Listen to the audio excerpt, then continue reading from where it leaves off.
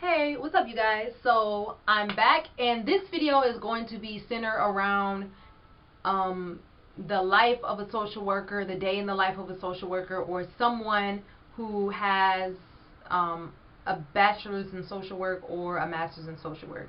So I've said this before, but I'll say it again. When you are thinking about social work, there are basically two different branches that you can choose, or two different paths you can go on. One is micro social work, where you're dealing with people one-on-one and helping individual clients, or small groups of people. Or there's macro social work, where you're working with big groups, communities, societies, whatever, working in policy, that type of thing. So let's first touch on the day in the life of a social worker who does more micro type things. So I have a unique perspective, and I feel like I'm in a great position to talk about this because in my Master's of Social Work program, I did 2 years of field placement. So the first year I did my internship at, doing micro work, case management, and then my second year I was doing more macro work. So yeah, my first year I was working at a workforce development program with at-risk youth, and I was doing case management. So I had a case of about 30 different people. So I was in charge of meeting with these people on a regular basis and making sure that you know there were no stressors, or the least amount of stressors possible in their lives that would prevent them from reaching their goals. So I would meet with them weekly. And another thing about social work, particularly when you're doing micro, paperwork is such a big thing. Now, it's not like how it was back in the day where you have all these files and documentations of different interactions you have with your client. Now it's more on like a computer software program. So you basically, log in and just keep all the information updated on the computer system or on the software program. So I had to document every single conversation that I had with my clients, mostly because of liability issues, and also because it helps you to help your client better if you can look at what you discussed in the past and how far along or how close they are to reaching the set goals. So anyways, I would meet my clients and we would just sit down and we would say, all right, so this is what we discussed. This is your goals. These are the issues that you're having. What have you done so far to accomplish these? How can I help you? And it's really important as a social worker to not just do everything for your client. It is a team process. So you and your client are both agents in change, and you are just supporting them because you want them to be liable for their own change, and you want them to be held accountable and feel responsible for their own change. For example, say, this is just an example, I'm not giving any real life experiences because of privacy, but for example, say I had a client who was struggling with depression because of they lost a family member. So we would sit down and we would talk to them. I would talk to them to try to get a gauge of where their depression was coming from. So, cognitive therapy. And maybe I would bring them resources that would discuss the different stages that you go through when you lose a loved one, just so they can better understand what they're going through.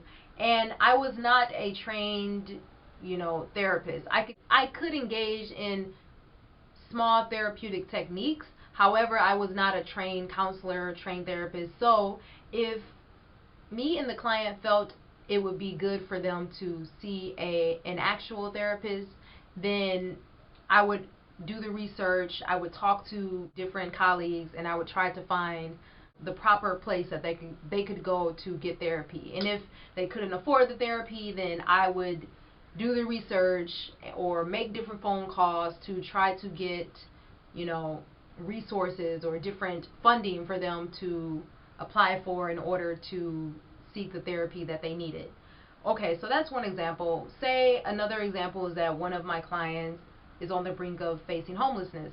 So I would meet with them, and our goal would be to just, keep keep account of their budget and making sure that they're budgeting properly for, so the chances of them becoming homeless would be lessened.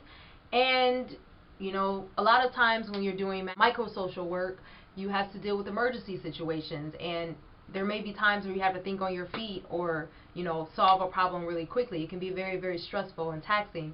So yeah, one of your clients can just come to you, hey, I don't have a place to sleep tonight, and you know I have 2 children, like what do I need to do? And you would need to go into your resources and try to find a place for this client to sleep. And so one thing as a micro social worker or a case management that is really, really important is to know your community.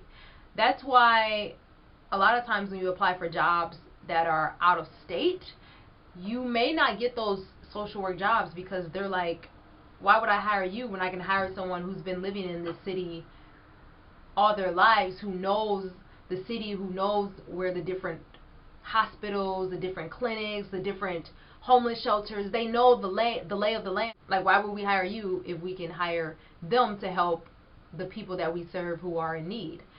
So it's really good to get to know your environment or your city. A lot of times when it's like a spur of the moment type thing or an emergency situation, you really want to connect that client with something very quickly. So yeah, that's a part of the day in the life of a micro social worker. And also, you'll do different meetings with other people who are working at the organization that you work at, and they'll want updates on how you're doing, on you know, how the clients are coping. You'll probably talk to people who are in different fields, so you may talk to, you know, doctors. It depends on the organization that you're working at. For example, say okay, so my internship was at a school, in a school environment, and I was working in the social services department, so I would have to meet with the teachers and, you know, like the academic advisors and other people who were in that organization and give them updates on how everything was going overall with the work that I do. Another part of being a micro social worker is putting on workshops for your clients, and that can be in-house, so at the organization that you work for, or it can be actually going out into the neighborhood and putting on those workshops to help people who are at risk or oppressed who just live in that area. Sometimes you'll have to do home visits, which I've never had to do, but a lot of case managers or micro social workers do have to do home visits. And a lot of micro social workers spend most of their time doing therapy. If you have your LCSW license, then you'll spend a bulk of your time doing therapy. So there's a bunch of different therapeutic techniques. So, you know, you would have to learn different techniques. So there's, for example, multi-systemic therapy, cognitive therapy, psychoanalysis therapy. So you'd have to find that works the best for you and your particular clients. Micro social work is very involved and very in depth, because you have to be a jack of all trades, and you have to dibble and dabble in a lot of different things. Like, for example, you may have to help one of your clients expunge their records, and you may not have all the knowledge about legality issues, and you may have to do a lot of research on that. Even though a lawyer may be more, you know, likely to succeed at this task, it's still your job to help your client with these legal issues. Like, it's really stressful. Yeah, you really have to be someone who is dedicated to helping others, and someone who doesn't need a lot of recognition for the work that you do, because a lot of what you do can go unrecognized and, yeah, unappreciated. And you're working in a system that could be corrupted a lot of the time. So, you know, a lot of forces are working against you when you're doing micro social work. It can be a difficult task, but for anyone who's up for the challenge, it can be rewarding as well. There's not a bunch of money to be made, but you could always go up to supervisory roles and, you know, make more money. My friends who are working in micro social work and who have previously graduated, they started out at about $35,000 to $38,000 a year. So that's micro social work in a nutshell. If you have any questions about micro social work, please comment below. And thank you for watching.